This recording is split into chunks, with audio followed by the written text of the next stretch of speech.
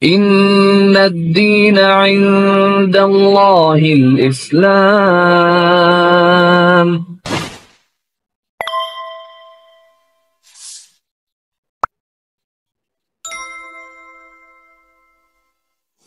Satu keluarga, suami istri bawa anak 3.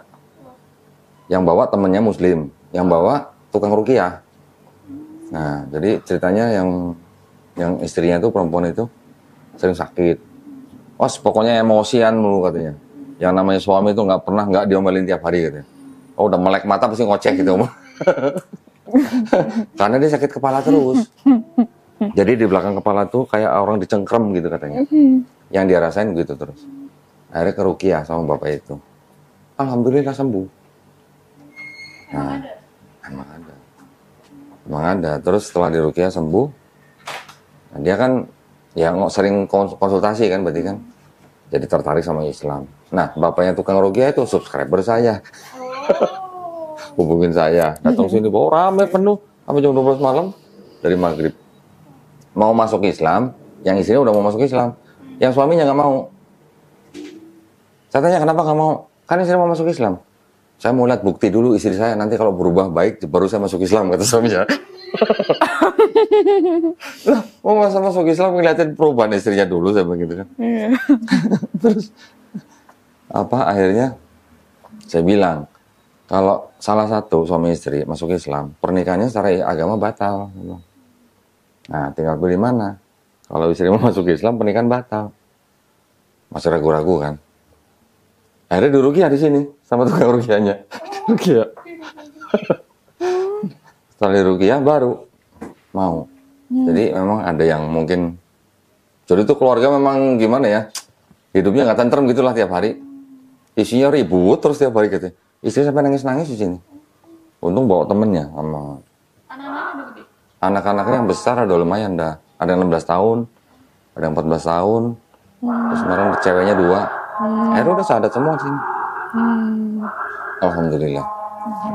Kadang-kadang orang cuma miskonsepsi dengan Islam. Bener. Kalau kita nggak pelajarin, pasti miskonsepsi. Salah memahami gitu.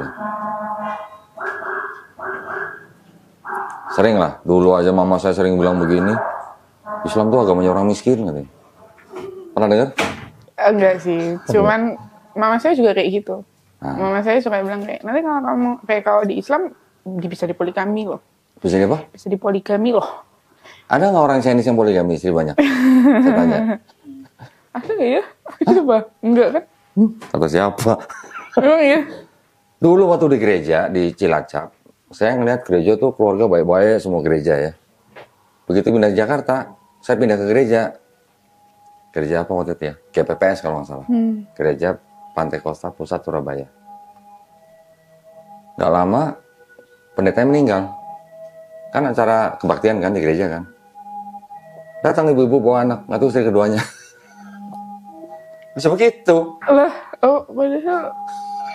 Kalau di daerah mungkin nggak terlalu kelihatan, tapi kalau di kota besar ada aja begitu.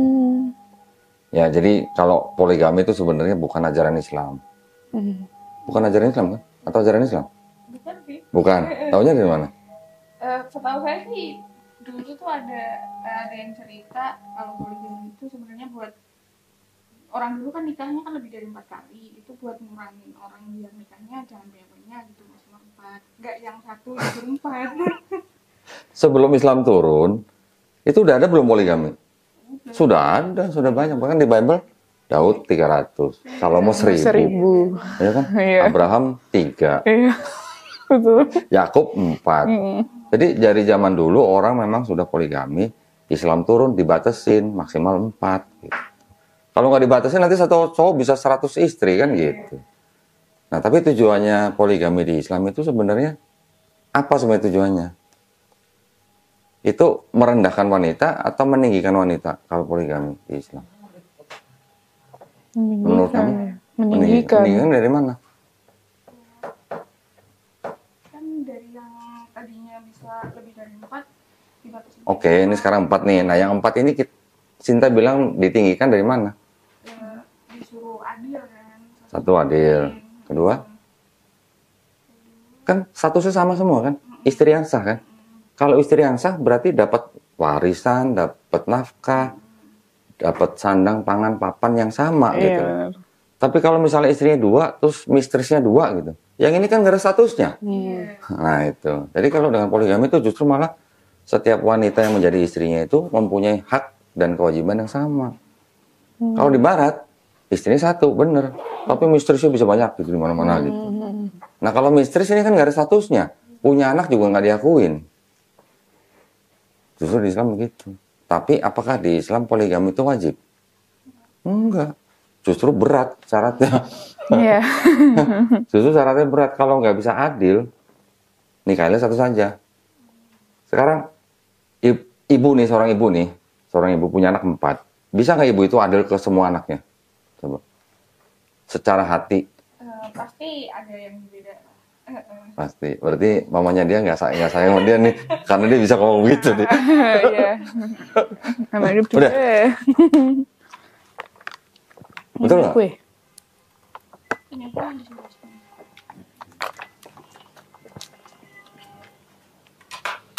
Nah kalau seorang ibu aja nggak bisa adil, benar-benar adil sama anak darah dagingnya sendiri, lah bagaimana suami sama istri yang bukan darah daging? Jadi syaratnya kalau nggak bisa adil, nikahilah 1 saja.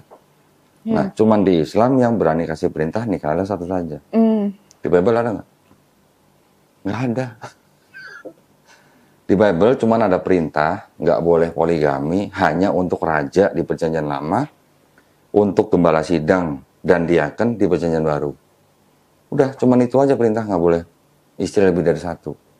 Tapi untuk jemaat ada nggak larangannya? Nggak ada. Jadi sebenarnya untuk jemaat itu nggak ada larangan untuk poligami. Pernah dengar Martin Luther? Pernah. Pendiri Kristen. Pendiri Protestan. Dia malah bilang, larangan poligami itu tidak alkitabiah. Karena di Alkitab memang nggak diperintahkan. Di Alkitab diperintahkan hanya untuk raja, gembala sidang, dan diaken. Untuk jemaat enggak. Paulus saja nggak menentang poligami. Nah itu yang banyak orang miskonsepsi dengan Islam.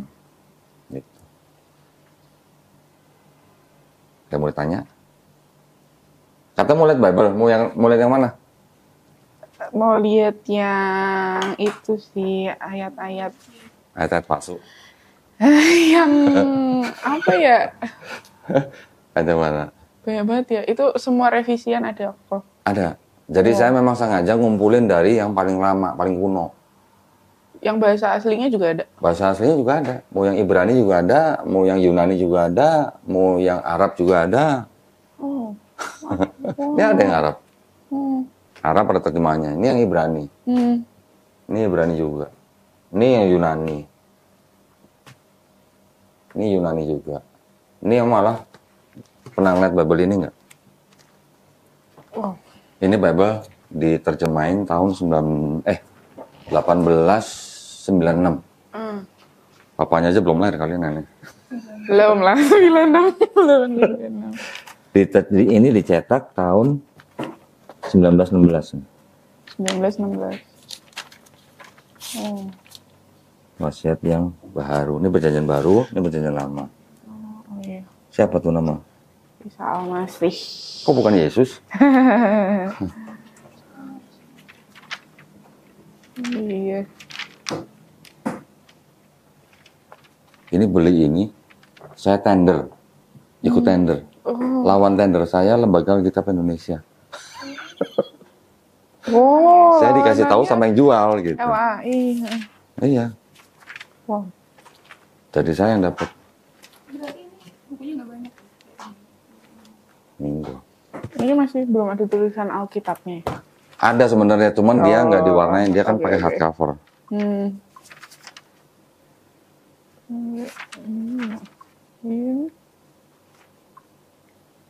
Kalau kayak gini boleh difoto kok.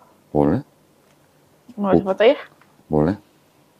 Nah itu masih ada yang jual tuh, satu lagi di Tokopedia. Kalau mau beli, Kerin boleh. Enggak. Murah kok. Nih. 65 juta. Berapa nih? 65 juta. 65 juta, mahal banget ya. Satu ini. Kalau Carrie dulu belajar Bible-nya gimana? Oh, kebetulan aku yang Nggak ikut pendalaman? baca, ya. Nggak pendalaman? Kebetulan dan keluarga saya tuh pelayanan banget. Papa sekarang posisinya juga ketua lingkungan. Waduh. Adik ketua OMK. Waduh. Mama lektor. Waduh. Terus sama-sama ikut pelayanan KOR. Waduh. Cuman saya sendiri yang enggak. Terus kalau anaknya masuk Islam gimana tuh? Sinta nggak pernah bayangin gimana orang yang dari kekristenan, apalagi yang aktif seperti keluarganya Karin, keluar dari Kristen masuk Islam, rasanya gimana? Mungkin Sinta nggak pernah bayangin. Ada yang dibuang, ada yang disekap, disekap dalam rumah loh, nggak boleh keluar. Ada yang dicoret dari harta warisan, bahkan ada yang dicoret atau dibatalkan akte lahirnya. Saya nggak, bener. Saya ada mualaf tinggal di sini 6 bulan, orang tuanya kaya, ibunya punya hotel, ibunya punya rumah sakit, bapaknya punya kontraktor besar. Keluar dari keluarga, dari Kristen masuk Islam, ketahuan, diusir sama keluarganya, akte kelahirannya dibatalin. Terus dicoret dari daftar harta warisan. Di sini 6 bulan kan, tapi namanya ibu ya, namanya ibu sama anak. Anaknya mau gimana kan pasti ibu nggak bisa lepas lah ikatan batin ya. Kalau sama bapak mungkin masih bisa lah ya. Ibu nggak bisa lepas ikatan batin. Jadi akhirnya ibunya sendiri yang menghubungi dia. Ya kan? Kamu gimana? Gini, ya walaupun masih judes gitu lah ya. Begitu saya tahu mualaf saya dihubungin sama ibunya di Bandung, saya bilang kamu segera pulang ke Bandung. Segera pulang, saya bilang. Kalau nggak punya duit saya angkosin. Ngapain? Samperin ibu, cium tangan, kalau perlu cium kaki, saya bilang. Bener, dia pulang. Ya nggak tahu lah di mana di sononya gimana, saya nggak diceritain detail lah ya. Tapi alhamdulillah akhirnya sekarang dengan keluarganya baik-baik saja. Alhamdulillah. Saya ajarin cium kakinya saya bilang kalau perlu. Karena di Islam kita wajib menghormati ibu 3 kali lebih tinggi daripada ayah. Di Islam. Betul kan? Nah, kira-kira kalau boleh saya tahu latar belakangnya Karin mau masuk Islam karena apa? Itu sih, kan sebenarnya mau nikah? Enggak. Nah, benar. Bukan karena itu. Enggak. Biasanya kalau enggak karena nikah, nanti kalau ditanyangin di YouTube banyak yang daftar. Bener. Tapi enggak. Ya, maksudnya bukan karena mau menikah kan? Bukan. Oke, terus karena apa? Karena takut. Takut apa? Takut sama dunia. Akhirnya. Alhamdulillah. Berarti ini disamperin hidayah berarti namanya. Tapi sudah berani meninggalkan agama lamanya, maksudnya karena sudah menemukan kejanggalan atau bagaimana? Iya. Boleh. Kejanggalannya apa? Sebenarnya dari setahun yang lalu itu saya memang ada yang bilangin ke saya, kok agama kamu tuh kayak gini gitu kan? Yeah. Yang enggak, bukan dia. Pacar saya. Oh, okay. Oh pacar. Pacarnya Muslim. Ya. Oh, oke. Terus? Benar. Jadi dulu waktu itu sempat dibilang kayak, kamu tahu nggak berita yang tentang Paus itu mendukung LGBT? Nah dari situ itu. Oh. Dari situ akhirnya, karena kan terus? Kita posisinya jauh nih, tapi kita sering ini ya apa namanya? LDR ya? Ya. LDR. Tapi kita sering nonton film yang ya tentang kayak gitu-gitu kan. Tentang LGBT? Enggak, tentang kayak debat. Oh, debat. Gitu ya sih. Terus akhirnya dari situ pelan-pelan, mungkin waktu awalan saya juga kayak bilang kayak masih menolak juga, kayak dia juga ngobrolin yang ke arah tentang Katolik kok kayak gini sih, gini saya juga masih kayak yang nolak juga, kayak nggak usah lah bahas agama. Saya juga pernah bilang kayak gitu, kayak nggak usah lah kayak gitu. Saya juga nggak mau tahu gitu loh isi Bible apa, karena kan ya saya juga kebetulan yang nggak mau baca Bible setebel itu juga kan, kayak saya juga mau cari tahu juga kayak males banget. Ya kan. Ini tebelnya segini ya? Ya. Ini perjanjian lama, perjanjian baru kan? Iya. Ini segini nih. Ini juga perjanjian lama, perjanjian baru, cuman tambah Deuterokanonika. Bandingin tebelnya. Iya, beda banget. Banyak banget yang dibuang ya. Tapi kenapa nggak mau baca Bible? Karena tebel. Mager. Sebenarnya. Karena tebel, belum pernah lihat ini kan? Terus? Cara kayak saya kan kayak kalau membaca tuh tipikal yang kayak nggak paham banget gitu. Kayak kalau kita juga kalau misal saya ke gereja nih, saya kan sering ya pokoknya kalau di Semarang posisinya saya pasti ke gereja karena kalau nggak di gereja dimarahin papa saya. Iya. Paham. Iya. Terus kalau misal ada Romo nih bacain kitab suci, itu saya juga nggak paham. Saya nggak paham banget gitu. Mungkin dulu kecilnya jarang ikut sekolah minggu kali ya? Sekolah minggu, cuman kan kalau Katolik sekolah minggu kayak yang cuman ya gitu-gitu aja. Iya sih.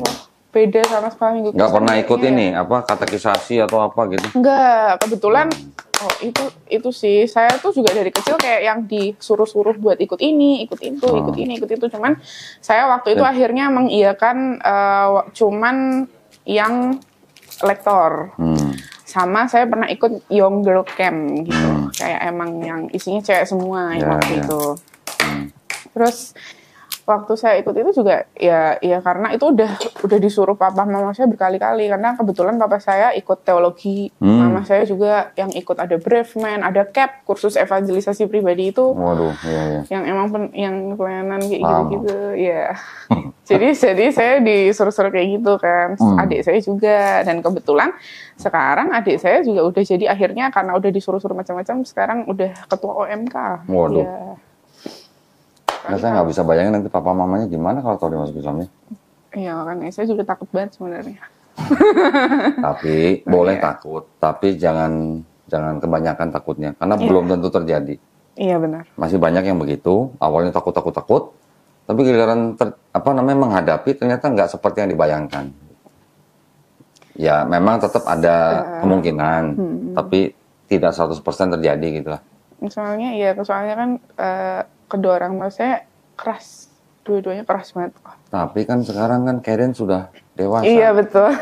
Sudah dewasa, sudah mandiri. Mungkin nggak 100% mandiri lah ya. Tapi kan sudah bisa cari nafkah sendiri. Iya benar. Ya memang orang tua pasti. Marah pasti. Apalagi kalau pekerja gereja, bukan apa-apa. Malu kan sama teman-teman gerejanya. Iya benar.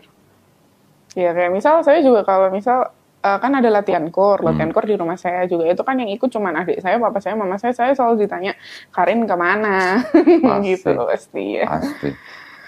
Karena sistem kekeluargaan di gereja itu memang jauh lebih apa ya? Jauh lebih erat daripada di masjid. Di masjid pengurus masjid belum tentu tahu jamaahnya siapa aja. Tanya. Belum tentu tahu, tapi kalau gereja, apalagi kalau yang sudah persekutuan, itu kan didata satu-satu. Nama siapa, rumah di mana, keluarga jumlah berapa, gaji berapa. Pasti ditanya begitu. Bahkan, jemaatnya nanti dikasih form kosong, tolong kasih ke tetangga-tetangganya. Tetangganya bukan Kristen aja di data. Sampai ditanya gajinya berapa. Untuk apa? Prospek. Gitu. Saya pernah ceramah di satu masjid besar di Pasar Minggu. Imamnya mantan imam masjid di Houston, Amerika Serikat. Oh, keren dong, saya bilang.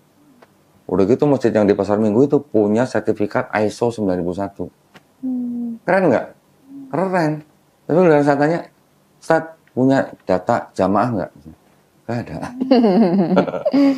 Nggak ada. Begitu saya ceritain kalau di gereja begini-begini, kaget ya. Itu ya. Nah, tapi maksud saya, oke, Karin sudah tidak terlalu familiar berarti dengan Bible ya? Iya. Setelah dengar-dengar kan saya juga akhirnya baru tahu itu setelah dengar-dengar kayak apologet yang debat. Nah, dari situ saya baru tahu. Tapi maksudnya doktrin Kristennya sendiri paham? Doktrin itu maksudnya ajarannya paham? Iya. Tentang kayak yang Trinitas gitu-gitu ya. Iya, Trinitas, kasihilah musuhmu. Enggak banget juga sih. Saya. Memang ya gimana ya, itu kan ajaran yang memang diajarkan dengan cara doktrinisasi. Jadi bukan untuk orang mengajak berpikir, tapi imani saja. Iya benar. Biasanya romo, pendeta kalau ditanya, mereka kan jawabnya begitu. Lo imani aja gitu. Beda sama di Islam. Kalau di Islam, di Quran itu juga disebutkan bahwa kita kalau menerima informasi, satu, kita harus cek valid enggak. Kedua, kalau kita memilih, kita harus bandingkan. Bukan cuma asal terima gitu. Kalau kita bandingkan, berarti kan, nah, kalau mau beli apa aja kan pasti milih kan. Mau beli bando juga pasti milih kan. Apalagi ini jalan keselamatan gitu Pak. Hanya harus dipilih-pilih. Jadi di dalam Islam itu nggak boleh asal menerima, tapi harus menggunakan akal. Banyak sekali ayat-ayat di dalam Quran, ratusan, di mana Allah Subhanahu Wa Taala berfirman, ini bahasa Jakartanya nih, lu nggak mikir gitu, lu nggak punya otak, gitu. Lu nggak bisa merenung gitu loh, kurang lebih begitu ya. Untuk umat manusia, bahwa Allah Subhanahu Wa Taala sebagai pencipta tuh sudah menciptakan ini dengan segala keajaibannya, yang ternyata sinkron dengan sains zaman sekarang. Manusia disuruh berpikir gitu. Dengan segala keajaiban di dalam Quran mengenai sains yang sudah dibuktikan zaman sekarang, kita harusnya bertadabur gitulah, memikirkan, merenungkan kekuasaan yang menciptakan kita. Nggak usah jauh-jauh.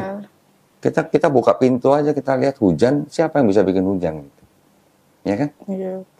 Di Quran sudah disebutin bahwa hujan itu berasal dari laut, dari air yang diangkat ke langit, jadi awan. Awan itu berat, dia membawa air, bertonton loh ya, kalau kita sekarang lihat di sains loh. Awan itu bukan ringan, walaupun dia mengambang di udara, tapi itu sebenarnya bertonton itu beratnya. Kok bisa gitu loh, sesuatu yang bertonton itu bisa ngambang di langit gitu. Quran sudah menyebutkan 1400 tahun yang lalu. Kita sebagai manusia zaman sekarang yang hidup di zaman ilmu pengetahuan, kan harusnya kita, oh iya ya, ini berarti kan ciptaan Allah nih. Berarti Allah tuh ada, Allah tuh kuasa gitu. Bisa jatuh hujan, bisa ada pelangi, itu semuanya udah disebutin di Quran. Kalau di Bible, gimana?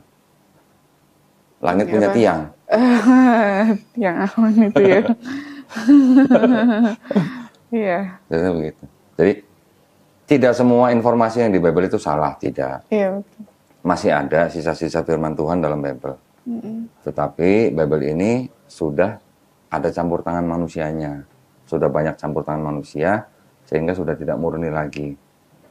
Kalau kita baca dari Kejadian, ya, sampai Yesus, Kejadian berarti kan, kalau Perjanjian Lama kan Kejadian sampai Maliaki. Yesus kan 4 gospel, Matius, Markus, Lukas, Yohanes. Dari Adam sampai Yesus, kalau kita mau ambil kesimpulan aja, kesimpulan yang gampang aja. Pesannya apa sih? Mereka itu, orang-orang yang diceritakan dalam Bible, pesannya tuh hampir sama dengan pesan di dalam Islam sebenarnya.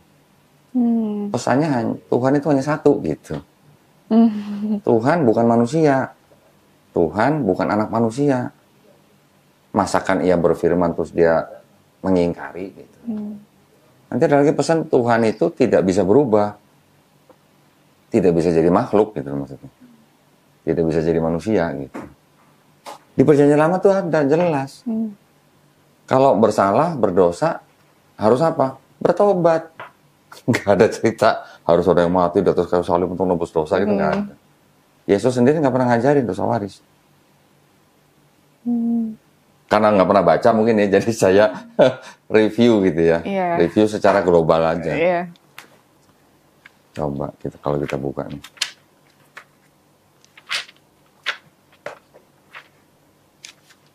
Ini sebenarnya pesan-pesannya juga masih ada banyak yang benar gitu. Ini kitab suci Katolik loh. Nih ya, ini Katolik nih bukan tapi sama aja, bedanya cuman ini 73 kitab, kalau yang Protestan 66 kitab. Nah, 23 ayat 19. Sorry.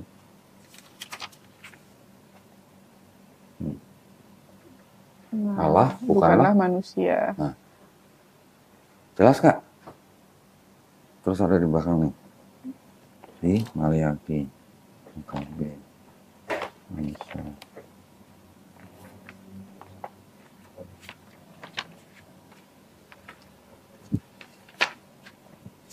Maleakhi di mana ingat nggak?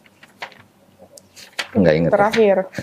Terakhir di Perjanjian Lama ya? Iya. Wah, masih bagus, masih tahu dong, masih hafal dong. Enggak.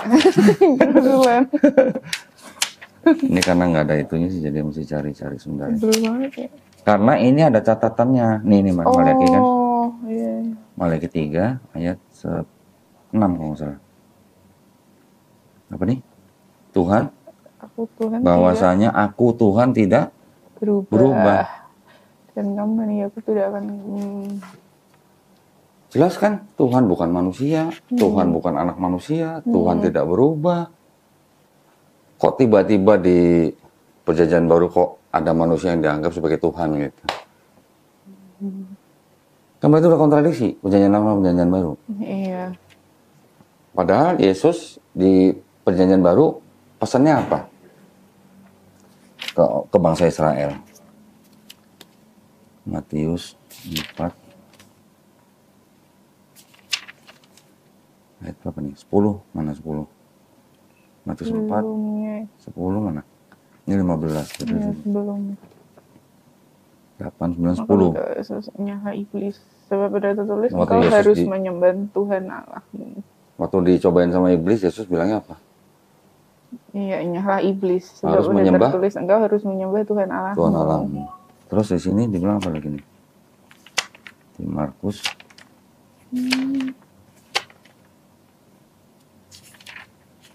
Markus 12 ayat 29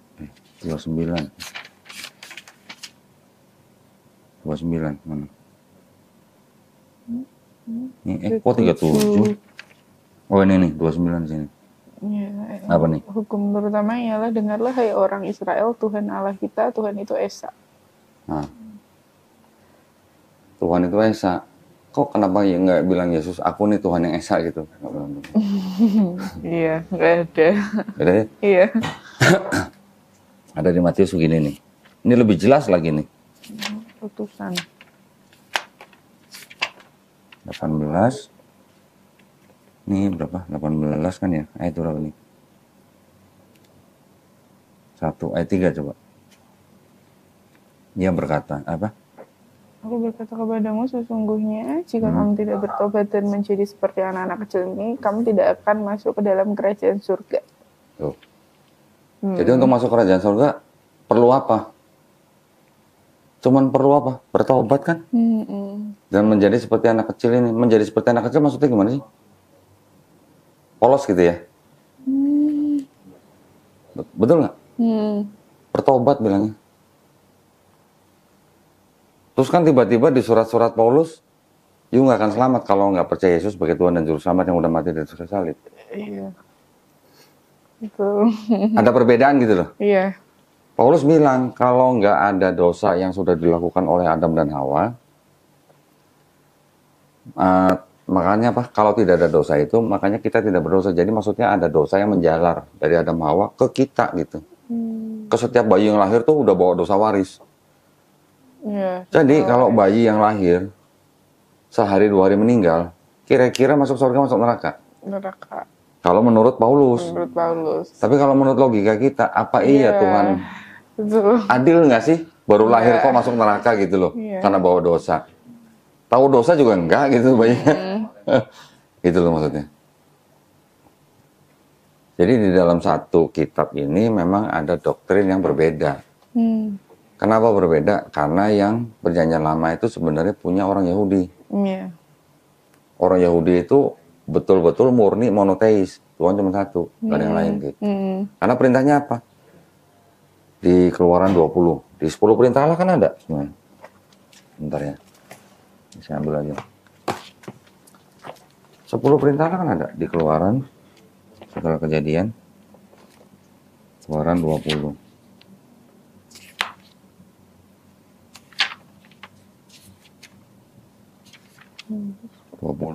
Ayat 17 kalau nggak salah. Coba. Jangan apa? Jangan mengingini rumah sebentar dari sini.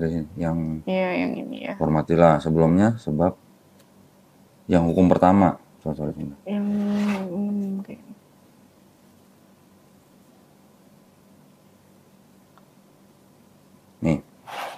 Ayat 23 tuh. Jangan ada padamu Allah lain di hadapanku. Sinta mungkin bingung, kok jangan ada Allah lain gitu. Mungkin bingung kalau orang Islam. Kenapa? Karena kalau di Islam, nama Tuhan Sang Pencipta itu adalah Allah. Ya Allah. Kalau di Kristen, di Bible Kristen, mereka pakai kata Allah. Tapi ada yang A-nya kecil, ada yang A-nya besar, ada yang huruf besar semua, ada yang huruf kecil semua gitu. Beda-beda. Jadi kalau yang Allah cuman huruf A-nya aja yang besar, itu sama dengan Rob kalau di Islam. Kalau Allah yang A-nya kecil, semuanya kecil, itu di Islam sama dengan ilah, sesembahan. Kalau kita kan jelas, kalau ditanya nama Tuhan Sinta siapa? Allah. Tuh. Nggak akan pusing gitu kalau orang Islam. Tapi kalau di sini ada yang tulisan Tuhan, Tuhan dengan huruf T besar, ada yang huruf besar semua, ada yang T kecil. Betul kan? Nanti jadi mereka punya istilah Tuhan Allah gitu.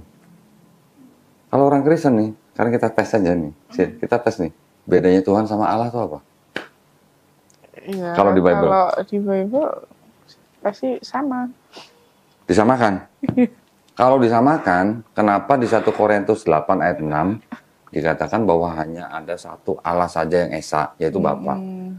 Dan hanya ada satu Tuhan saja yang esa, yaitu Yesus. Kenapa dibedain Yesus sama Bapa? Yang Bapa Allah, Yesus Tuhan gitu. Pasti bingung.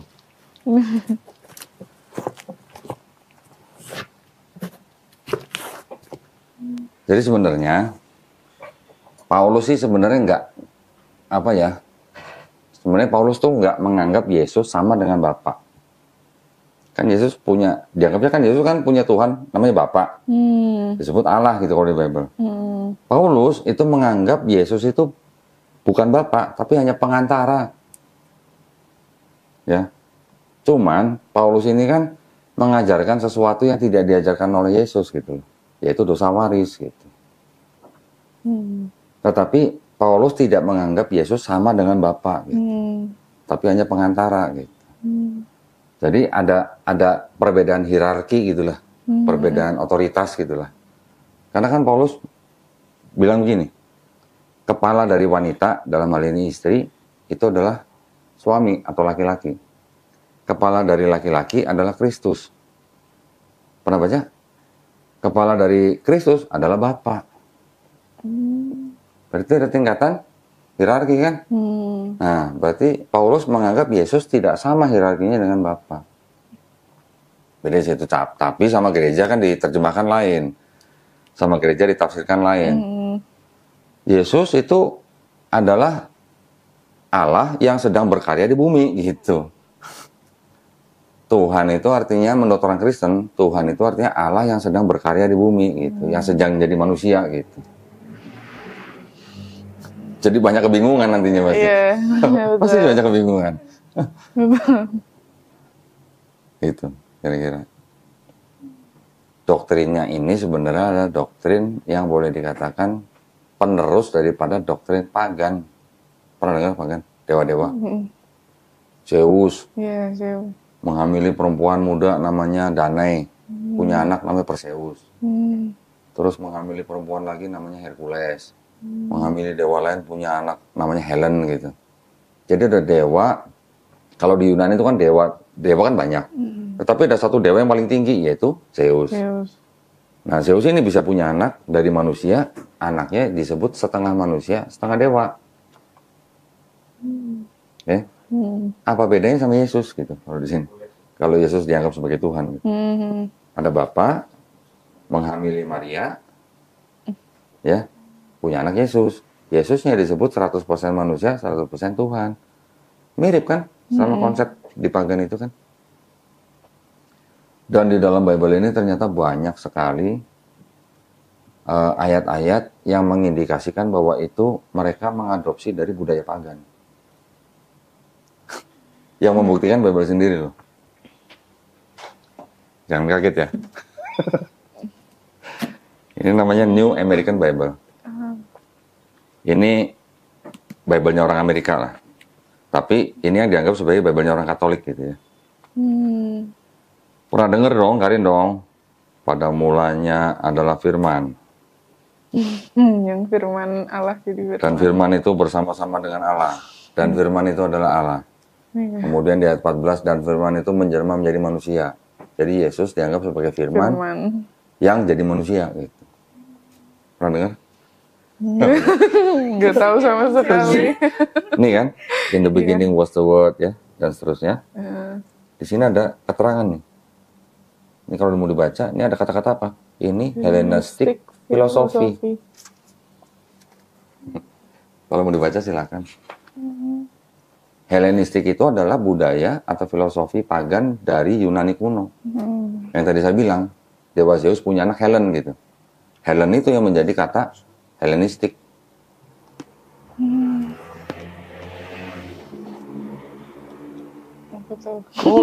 Harus difoto lah. Tunjukin ke papanya. Iya. Kebetulan ini kitabnya orang Katolik.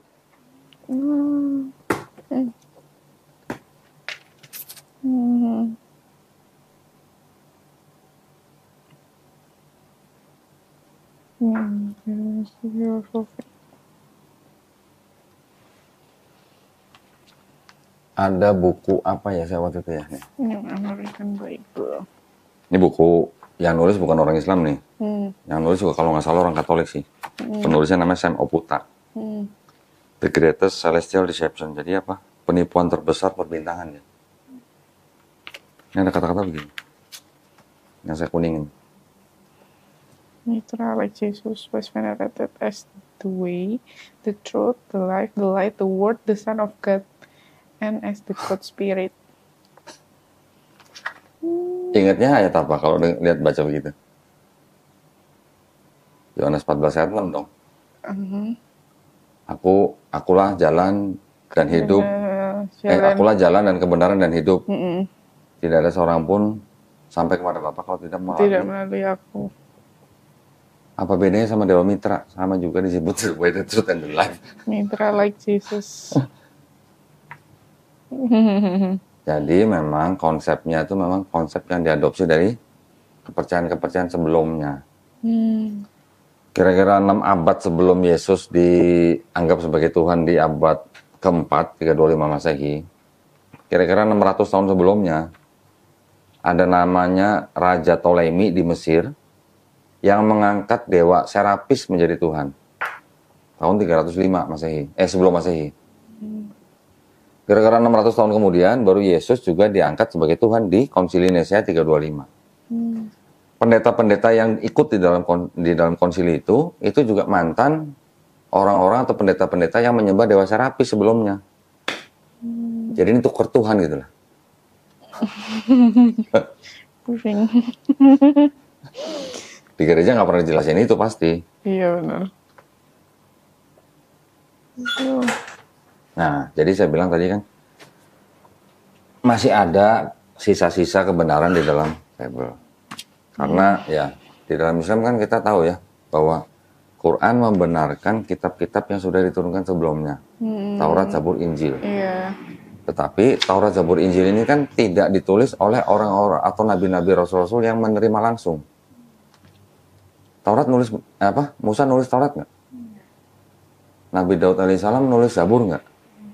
Nabi Isa nulis Injil nggak? Nah, yang nulis ini siapa? Pengikut-pengikutnya. Pengikut-pengikutnya setelah nabinya sudah nggak ada, barulah ditulis gitu. Nabi Musa hidup tahun berapa? Abad berapa kira-kira?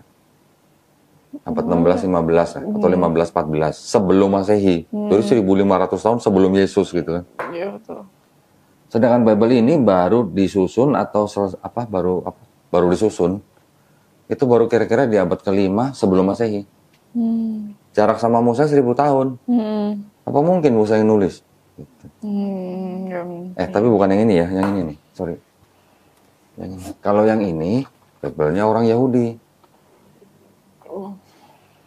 Dalam bahasa Ibrani. Oh, bacanya kayak gini. Dari kanan ke kiri kalau Yahudi. The Stone Edition. Tapi itu ada terjemahan bahasa Inggrisnya. Oh iya, ada terjemahan. Nah, itu yang disebut dengan Tanakh. Tanakh itu singkatan dari Torah, Nevi'im, Ketuvim. Yang nyusun ini orang-orang Yahudi. Ini baru selesai disusun itu kira-kira abad ke-5 sebelum Masehi. Ditulisnya mungkin dari abad-abad ke-7, 8, 9 lah ya. Tapi baru menjadi Bible-nya orang Yahudi baru di abad ke-5 sebelum Masehi. Sudah ada Yesus belum? Belum. Sudah ada Kristen belum? Belum. Ini diterjemahkan sama orang-orang Mesir, sama Yahudi-Yahudi juga. Menjadi ini. Ini kenapa bukannya jadi kanan ya? Pernah dengar Septuaginta? Oh, iya. Itu diterjemah dari Ibrani diterjemahkan menjadi bahasa Yunani menjadi kitab Septuaginta. Bahasa Yunani. Ini diterjemahkan kira-kira abad ke-3 sebelum Masehi. Sudah ada Yesus belum? Belum. Sudah ada Kristen? Belum. Ini di abad-abad pertama, kedua, ketiga, keempat itu dikoreksi sama bapak-bapak gereja setelah ada Kristen. Baru setelah dikoreksi di kanon menjadi PL. Oh, iya, iya. Nah, jadi seolah-olah Septuaginta ini dikoreksi untuk seolah-olah berbicara mengenai Yesus di PB gitu. Jadi orang Kristen kan atau pendeta kan selalu bilang Yesus sudah dinubuatkan di PL. Selalu kan begitu. Padahal menurut yang punya kitab Tanakh itu orang Yahudi tidak mengakui bahwa ada nubuat buat Yesus, sama sekali nggak ada, nol gitu. Nah mereka orang Kristen mengaku ada nubuat ya berdasarkan dari PL karena PL dapat disusun dari Septuaginta ini yang sudah dirubah-rubah gitu. Perubahannya memang tidak mencolok, tapi jelas banget. Nah itu yang saya pelajarin tuh, bantahan-bantahan nubuat yang untuk Yesus yang dibilang di PL itu yang saya bantah tuh, semua saya berdasarkan itu. Nah, kemudian kan di abad pertama, abad kedua, pertengahan abad pertama sampai pertengahan abad kedua, baru perjanjian baru disusun, ya kan? Oh, ada 4 gospel yang dimasukkan. Pembagian nanti ada 13 surat Paulus gitu kan. Menjadi perjanjian baru, ditambah dengan surat-surat rasul, plus wahyu, menjadi perjanjian baru kan. Ini ditulis kira-kira pertengahan abad pertama sampai pertengahan abad kedua. Baru yang ini, setelah jadi PL, ini ditambah di belakangnya. Jadilah Bible Kristen.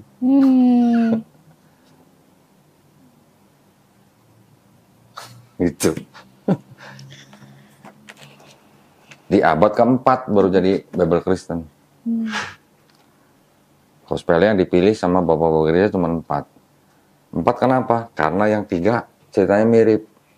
Yang 1 beda sendiri, tapi walaupun begitu sama-sama menceritakan bahwa Yesus salib gitu. Nah, ini setelah abad keempat nih, kan baru ada kodeks-kodeks nih yang ditulis yang pertama-tama nih. Beratus-ratus tahun kemudian, dari abad keempat sampai abad ke-15 atau 16, baru ada Bible yang, ini sudah ada penyusunan Bible lah, atau penerjemahan Bible ya, ke bahasa-bahasa, ada yang bahasa Inggris, ada yang bahasa Latin, ada yang bahasa Jerman gitu. Kira-kira di abad ke-16, baru disusun ulang Bible Kristen yang berbahasa Yunani. Namanya Textus Receptus. Tetapi di dalamnya sudah ada tambahan lagi. Yang di abad keempat tidak ada, di abad ke-16 atau ada. Mau tahu nggak? Apa? Contohnya? Iya. Nih, ada di sini.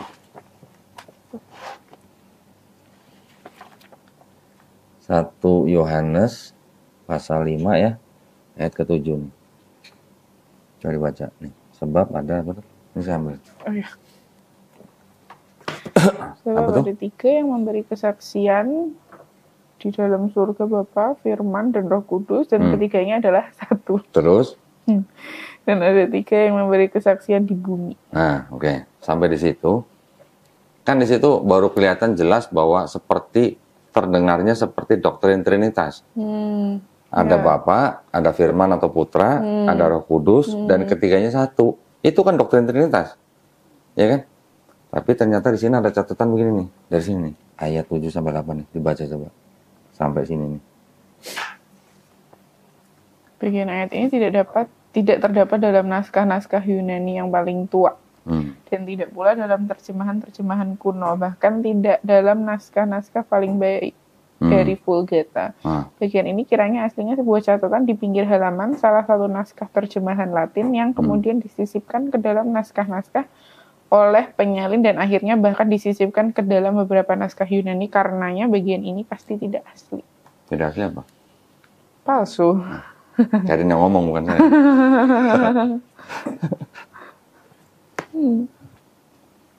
Gimana Sin? Kalau kamu punya Quran, ya Quran, terus di dalam Quran tuh ada catatan seperti itu, kira-kira kamu gimana? Jadi Ragu. Cari tahu dong. Gimana ceritanya kok bisa ada ayat yang tadinya catatan di pinggir halaman disisipkan menjadi ayat. Jadi catatan penyalin ini adalah penafsiran penyalin bisa menjadi ayat gitu. Dan itu banyak yang seperti itu, nggak cuma satu. Di Perjanjian Baru itu ada belasan yang seperti itu. Bahkan cerita mengenai, pernah dengar kan yang cerita wanita berzina mau dihukum? Oh iya pernah. Pernah dengar kan? Pernah. Ternyata itu juga sisipan. Oh, malah. Karena apa? Karena ada di dalam kurung. Saya tunjukin nih. Iya. Tunjukin badannya. Jadi kalau dibilang apa? Bible jujur nggak? Jujur, itu bilang tidak asli. Tapi buat pendeta dan jemaat-jemaat yang percaya, mau asli mau tidak asli buat mereka nggak peduli, nggak penting gitu katanya. Yang penting percaya Yesus sebagai Tuhan dan Juru Selamat, begitu aja. Ya kan? Iya benar. Kalian di rumah punya Bible apa? TB? Terjemahan baru kan? Iya pasti. Yang LAI kan? Iya ini benar kan? yang kayak gitu. Sudah punya yang TB2 belum? Belum. Ini baru keluar tahun ini. Baru keluar tahun ini. Yang tahun ini. Ini ada buku penjelasannya nih, penjelasan singkat. Alkitab TB edisi kedua. Di sini dijelaskan bahwa ada apa nih? Tanda kurung tegak, itu artinya apa? Tanda kurung tegak, teks-teks yang ditanya tidak terdapat dalam naskah kuno. Nah, berarti kan ada naskah yang belakangan yang memuat gitu kan. Naskah yang kuno tidak ada, naskah belakangan ada gitu. Berarti kan itu ada perubahan, ada tambahan gitu.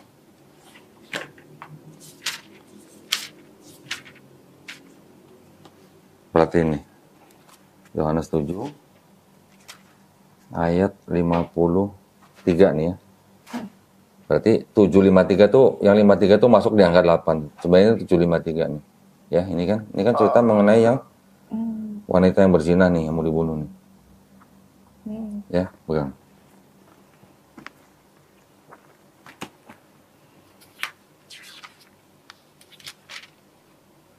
Nah, nih, bandingkan sama ini.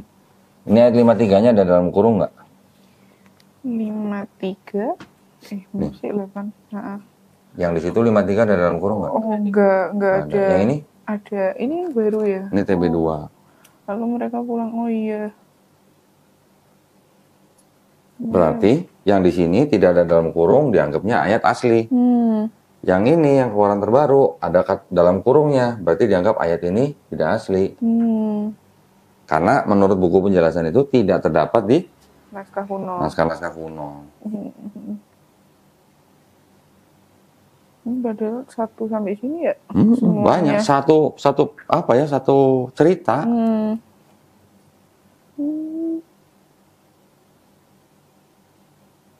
Ada lagi yang begini. Bentar. Saya ambil dari yang TB dulu. Iya.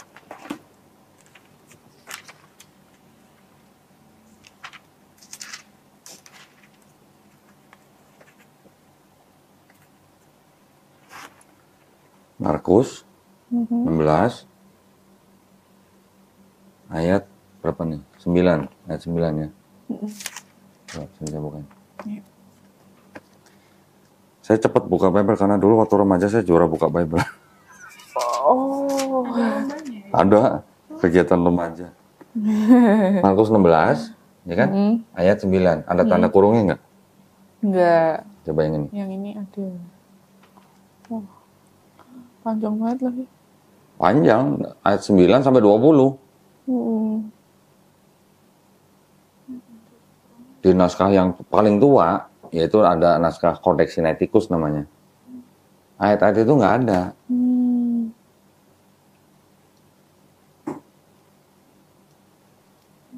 Oh, ini yang malah yang tentang menampakkan dirinya kepada Maria Magdalena. Ini yang ada kata-kata bahwa kalau Kristen yang beriman, dia kalau minum racun, digigit ular, tidak akan kenapa-napa. Ternyata itu adalah ayat tambahan.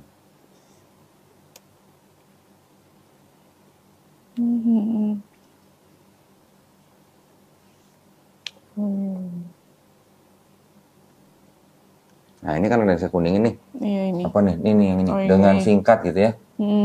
Itu ada tanda kurungnya kan? Ada. Nah, berarti ini paragraf ini juga Sudah ada. Tidak otentik gitu. Ada Petrus, sudahnya Yesus. Kalau kita bandingkan dengan yang bahasa Inggris, ini ada bahasa Inggris nih. Markus.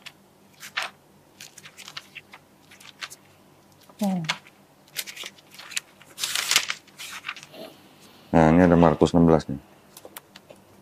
Markus 16 dari ayat sampai 8 nih. Nah, satu paragraf aja kan pendek nih. Ini kan kalau kita baca nih, apa nih? So, stay, sampai sini ada kata-kata were afraid kan? Iya, Were afraid ini kan berarti kan dengan takut. Karena takut. Betul kan? Setelah were afraid langsung 9 kan? Oh iya. Nah, ini ada paragraf yang panjang begini dengan singkat dan seterusnya. Di sini nggak ada. Wih, Sinta belajar Bible loh. Iya juga.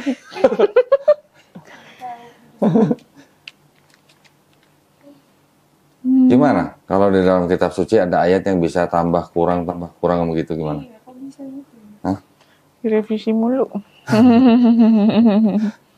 Dapatnya dari mana? Belilah. Oh, apa ayatnya? Dapatnya dari mana? Itu salah satunya dari penafsiran si penyalin atau penafsiran si bapak gereja.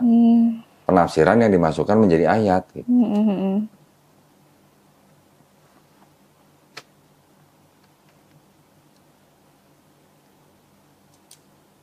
Kalau ada kitab, ada ayatnya yang tidak asli atau palsu tadi kata Karin, boleh nggak atau pantas nggak disebut sebagai kitab suci? Gitu. Enggak. Gitu. Makanya saya tanya sama Sinta, kalau di Quran ada keterangan begitu tuh gimana itu? Pasti kan heboh, ya kan?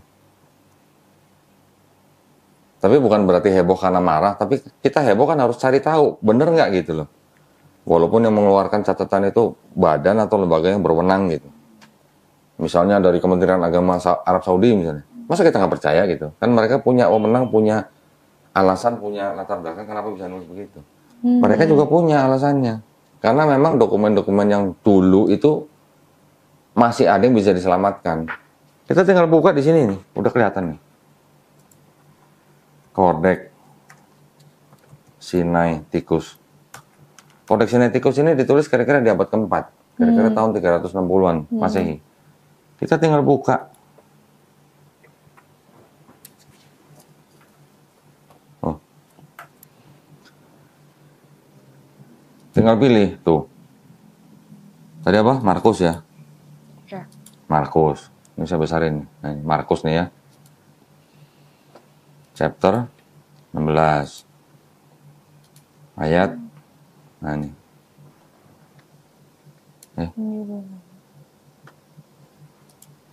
Tuh, cuman ada ayat 8. Sedangkan di situ sampai 20. 20. Iya. Nah, ini di sini kita bisa lihat tuh dokumen aslinya. Nih. Tuh. Tuh bisa diperbesar tuh. Ini udah ada yang digitalisasi.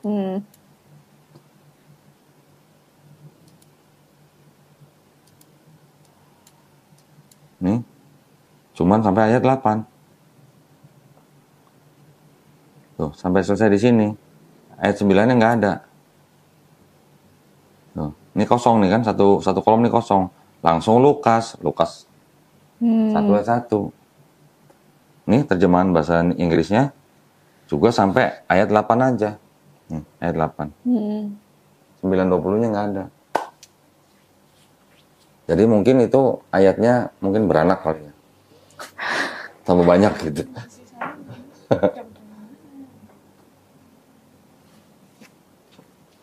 Iya, iya. Ya itu kondisinya begitu.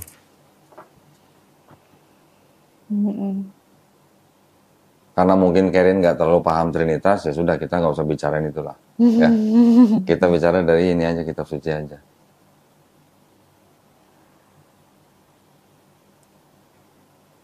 Ada yang mau bertanya? Silakan. Tentang Bible, tentang Kristen, tentang Islam, silakan. Mau lihat yang paling ayat yang di kanon, yang misal di perjanjian, yang di dulu itu ada, yang kayak tentang kebenaran gitu kan, kayak yang kayak Injil apa sih ya, yang kayak Barnabas gitu nggak masuk. Oh, itu ada. Gini, saya jelasin dulu ya. Yang disebut dengan Gospel Barnabas itu ada lebih dari satu. Yang pertama, Epistle of Barnabas. Itu dianggap yang nulis adalah orang yang bernama Barnabas, yang kenal dengan Paulus. Nanti, itu kira-kira di abad kedua. Nanti ada lagi yang Gospel of Barnabas, itu yang, Gospel of Barnabas kira-kira di abad kelima. Nanti ada lagi Acts of Barnabas. Mau yang mana? Beda-beda. Nah, kalau yang sering dibicarakan, itu adalah Gospel of Barnabas, yang sudah diterjemahkan ke bahasa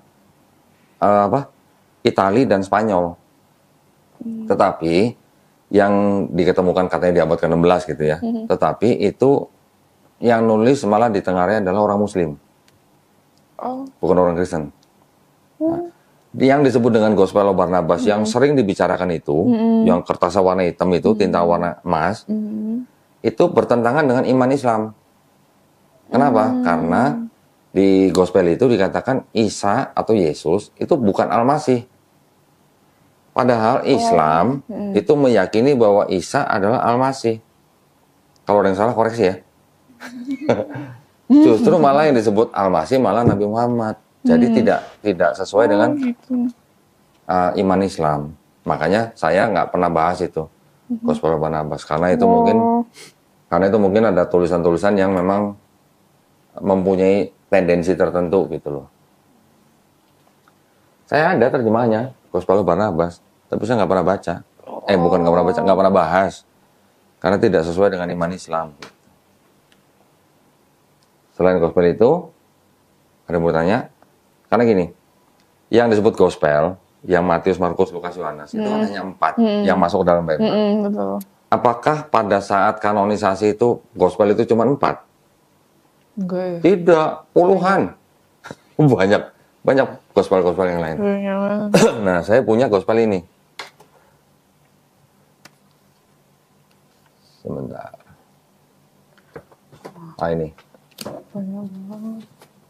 Ada gospel yang disebut dengan gospel-gospel yang terkumpul di dalam satu kumpulan set yang diketemukan di desa Nag Hammadi, Mesir. Yang isinya tidak sama dengan yang gospel yang sudah masuk Bible. Oke, salah duanya. Ini ada dua nih. Satu, di gospel ini, kalau nggak salah di Gospel of Philip namanya, Filipus, Yesus sering mencium Maria Magdalena di bibirnya. Ada, ya. Nanti kalau mau baca bisa. Artinya, kalau tradisi Yahudi boleh nggak mencium di bibir lawan jenis yang bukan istrinya? Yang bukan istrinya. Kalau bukan istrinya, nggak boleh. Sama seperti dalam Islam kan? Bukan mahram namanya. Jadi nggak boleh bersentuhan kulit aja nggak boleh, apalagi cium di bibirnya. Berarti itu tandanya apa? Istrinya. Berarti Maria Magdalena terindikasi sebagai istrinya Yesus gitu. Yang kedua ada lagi di gospel yang namanya the second treatise of the great set namanya. Itu nama gospelnya. Susah ngomongnya. Di gospel itu disebutin bahwa peristiwa penyalipan itu Yesus nonton dari jauh. Nonton sambil ketawa.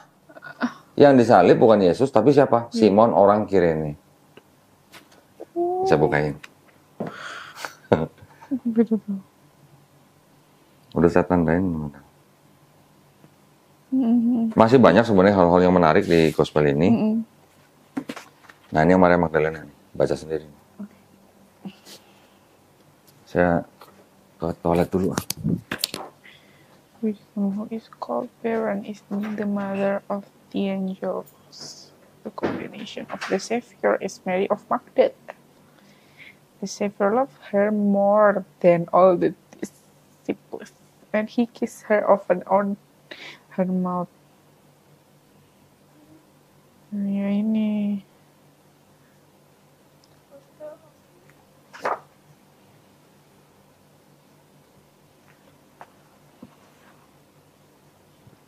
Ada tuh. Punya. Ini nih. Yang Yesus nikah.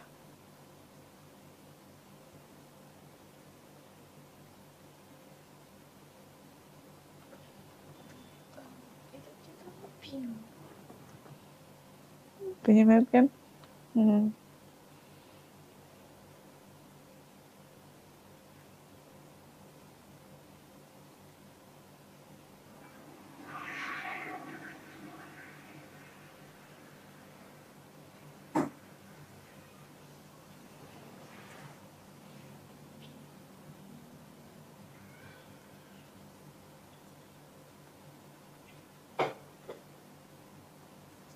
Filipus. Iya benar yang di Filipus. Ada tapi kayaknya nggak tahu ya apa aja yang dihilangin ya. Aku nggak apa. Filipus kayaknya ya. Enggak, biasanya. Benar kan? Benar. Kecium deh. Bibir. Bibirnya kan? Ini Filipus ya? Iya, kalau Filipus. Iya. Nah, kalau yang Yesus yang menonton penyaliban di sini. Jadi gimana? Di Quran Nabi Isa dibunuh dan disalib nggak? Enggak. Ini ada gospel yang menyatakan begitu.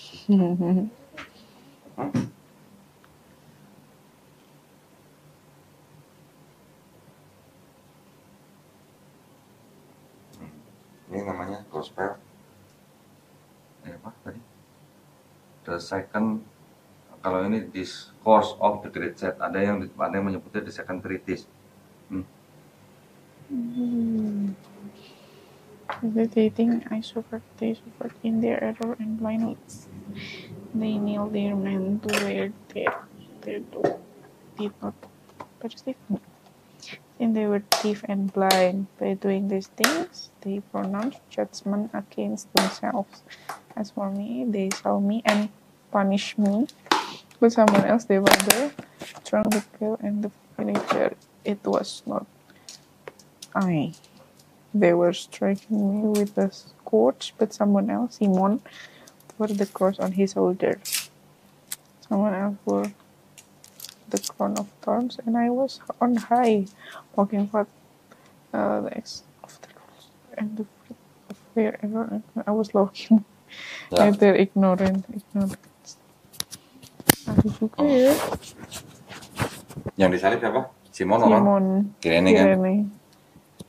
Di Di gospelnya Matius, Markus, Lukas itu disebutin bahwa yang membantu memanggul salib Yesus sampai ke Bukit Golgota itu adalah Simon orang Kirene. Tapi di gospel Yohanes nggak ada disebut-sebut Simon orang Kirene yang manggul salib. Kenapa? Karena gospel Yohanes itu dipercaya ditulis untuk melawan kelompok yang bilang begini. Kelompok yang percaya dengan ini itu juga Kristen, namanya Kristen Basilidean. Tumbuh subur di akhir abad pertama sampai abad kedua, tapi malah tumbuh suburnya di Mesir. Mereka percaya bahwa penyaliban Yesus itu hanya ilusi. Yang disalib bukan Yesus, yang disalib adalah Simon orang Kirene. Maka dokumen-dokumen ini ditemukannya di Mesir. Nag Hammadi itu di Mesir gitu. Mesir Utara apa Mesir Tengah gitu lupa sih. Kan jadi lucu.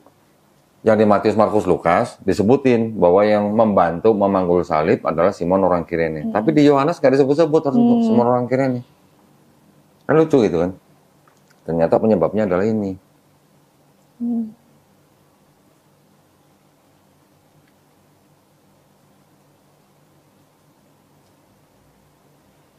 Ada lagi. Apa? Kira-kira yang mana? Ini semua, kira-kira ini jumlahnya sekian banyak gospel yang tidak masuk dalam Bible.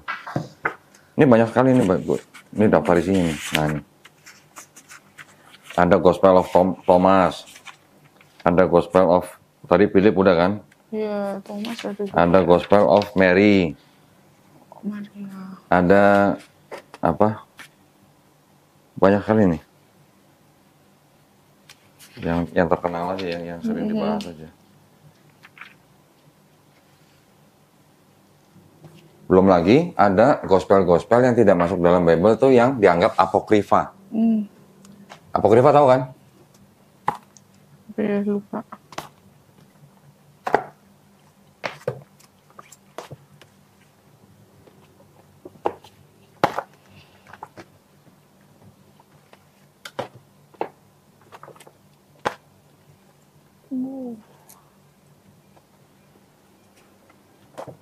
Ini ada gospel namanya The Protevangelium of James Jacobus. Ada gospel Invensi Gospel of Thomas. Kalau di gospel ini ya, Invensi of Thomas diceritakan Yesus pada waktu masih kecil menciptakan burung dari tanah liat. Ingat? Di Quran ada? Ini gospel yang tidak masuk Bible. Dianggapnya kenapa? Karena tidak jelas siapa yang menulis gitu. Padahal di dalam gospel atau di dalam Bible 4 gospel itu juga tidak diketahui siapa yang nulis karena ya kan? Karena semuanya anonim gitu. Surat-surat itu anonim.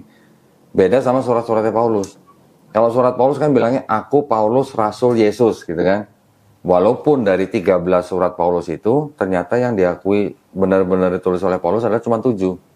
Yang 6 bukan ditulis oleh Paulus. Tapi kalau yang 4 gospel, nggak ada kan, aku bernama Matius gitu kan, aku bernama Markus, nggak ada. Nama-nama Matius, Markus, Lukas, Yohanes itu diatributkan oleh bapak-bapak gereja di abad kedua.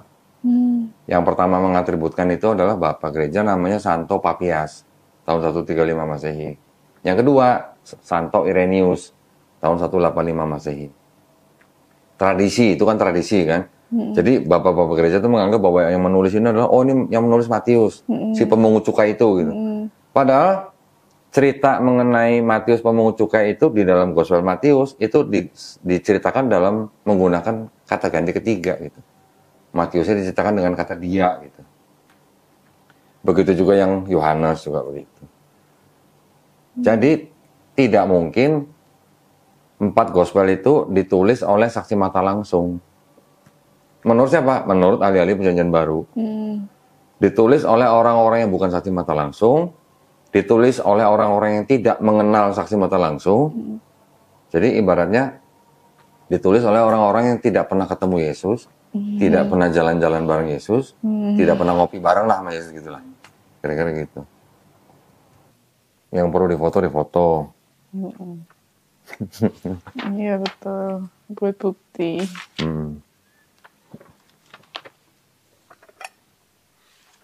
Asli Palembang, apa cowoknya? Iya.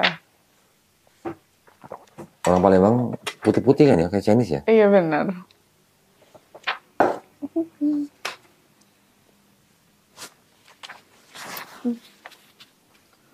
Jadi gimana? Ada lagi nggak ada yang kayak gini? Yang kayak gitu-gitu ya.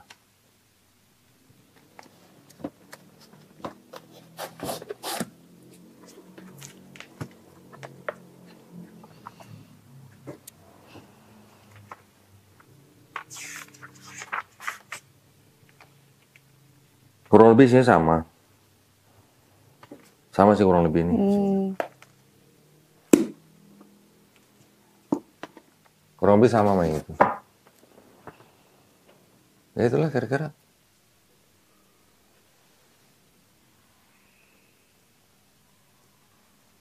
Ada Bible yang masih pakai kertas koran. Oh iya. Iya. Kayak kertas burem itu. Ada yang pakai kayu tuh sampulnya. Tapi bahasa Inggris ini. Oh. Banyak banget. Ada Bible setan. Mau baca? Oh iya, kayak gimana? Satanic Bible. Tapi isi ini tidak sama dengan Bible itu. Oh iya. Jadi ini Oh, hanya iya. mantan orang Kristen mendirikan gereja setan gitu. Itu siapa? Mongol. Iya. Nah itu. Nah, itu Bible-nya. Bible-nya Mongol itu. Oh.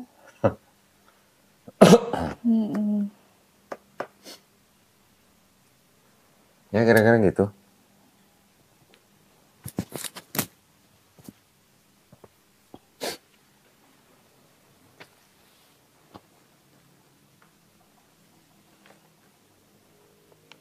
Kamu udah banyak tahu berarti Karinnya dalam beberapa kota ini udah. Iya, soalnya Sekarang cuma mau melihat buktinya gitu ya. Iya benar.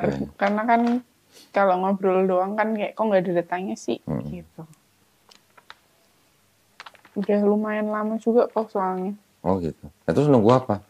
Itu. Sadatnya. Iya, mau ngobrol sama papa mama dulu. Oh gitu. Terus baru.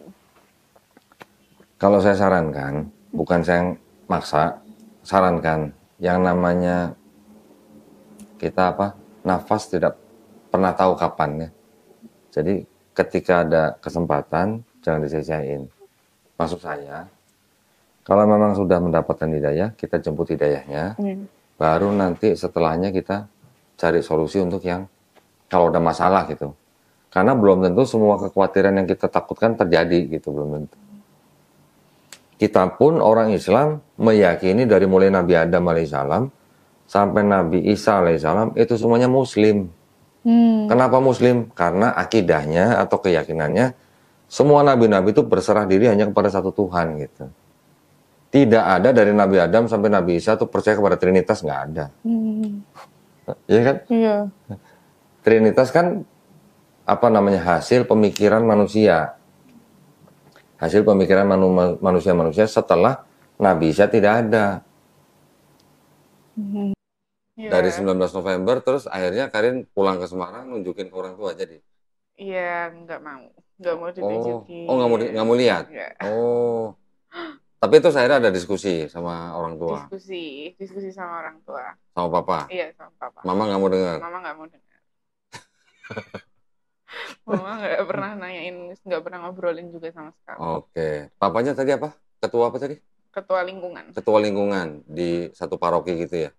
Di lingkungan sih. Kalau paroki lebih besar lagi kok. Iya. Ya, Oh. dia di bawahnya paroki. Ya, di bawahnya paroki lah. Itu membawahi berapa keluarga nggak tahu ya? Nggak Pokoknya tahu banyak berapa lah. Banyak. Oke.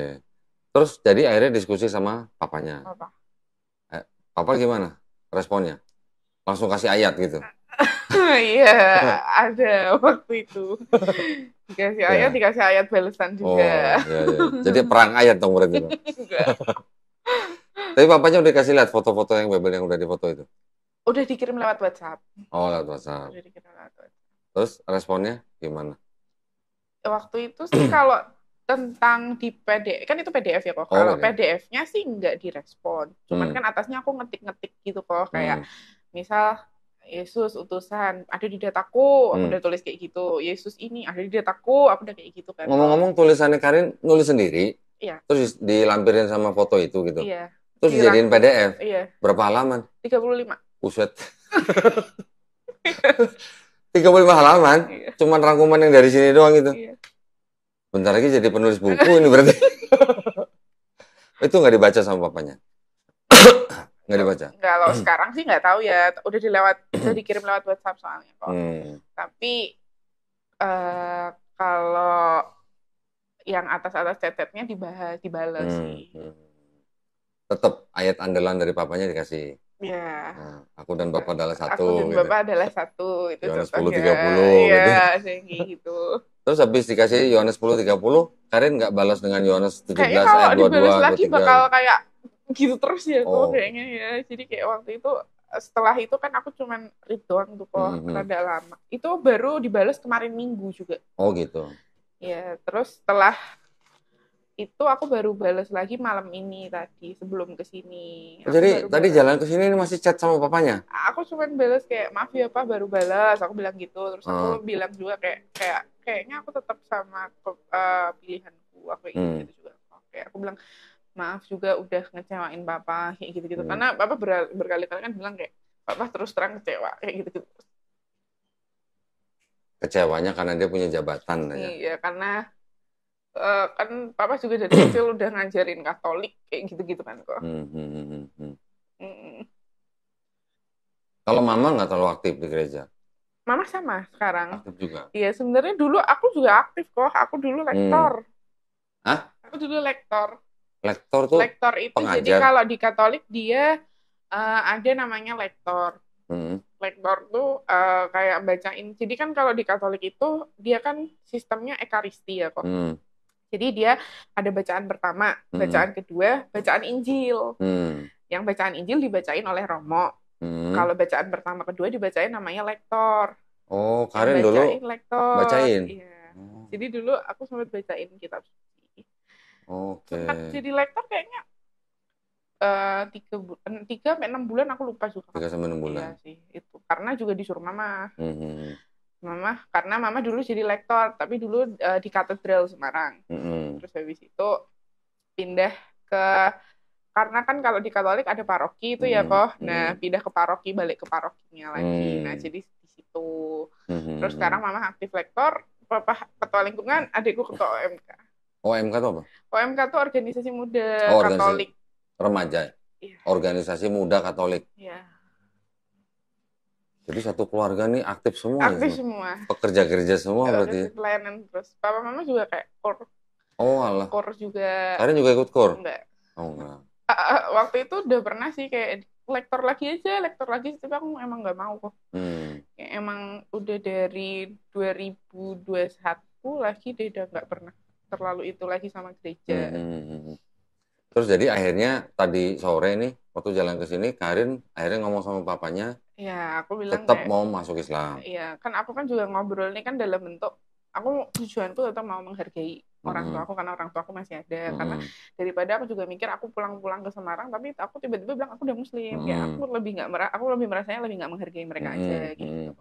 Jadi aku ngasih kabar bukan minta izin gitu ya. Iya betul, memang yang benar. Karena kan Karin kan sudah dewasa, sudah punya kekuatan hukum untuk diri sendiri. Sedangkan setiap warga negara itu kan dijamin haknya untuk memeluk dan menjalankan agama dan kepercayaan masing-masing. Waktu itu aku juga udah bacain tuh, UU-nya. Terus? UU HAM, aku udah bacain UUD 45, aku udah bacain tuh kalau orang kalau udah 18 tahun ke atas kan boleh memeluk agamanya sendiri.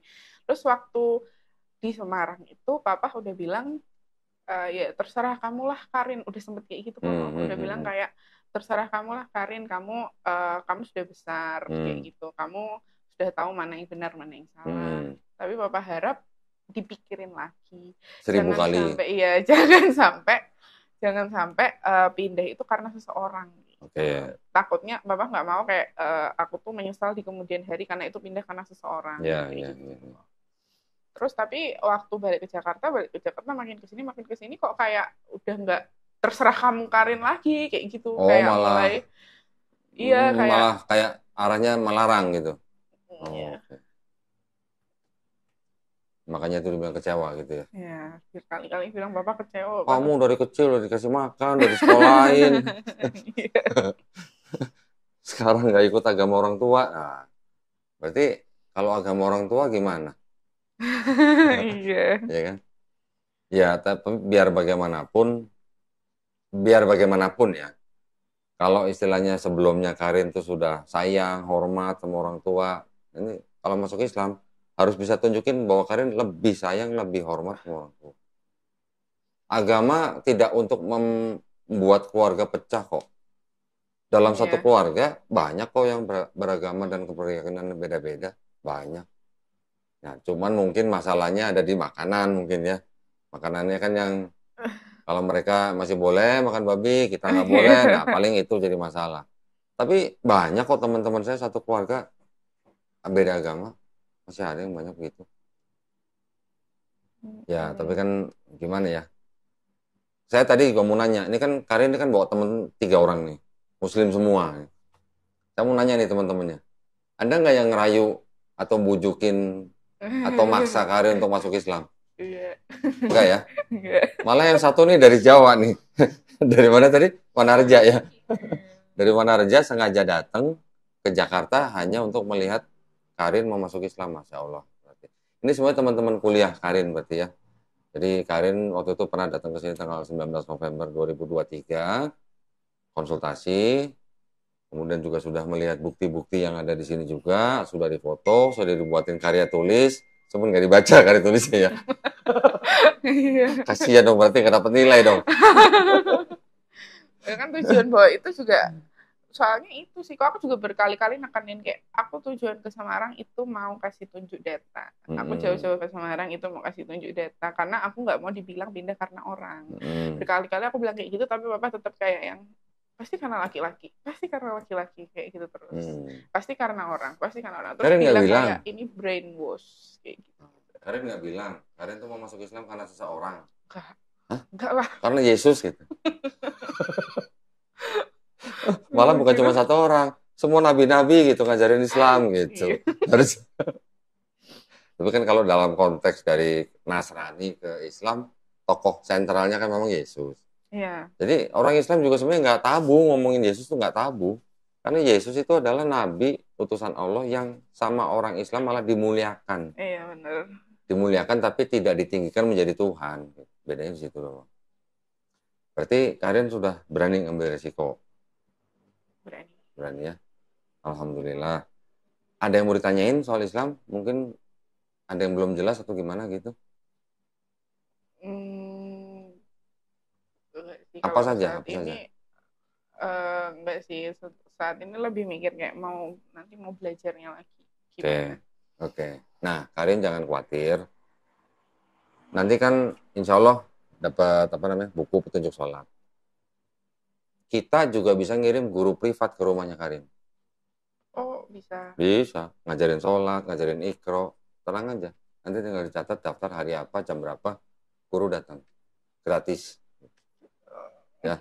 Oke, sekarang biar kita nggak memperlama waktu, kita langsung prosesi syahadat aja dulu ya. Nanti ngobrol-ngobrolnya disambung lagi setelah syahadat ya. Oke, Cinta bisa bantuin pakai kerudung nggak? Baik.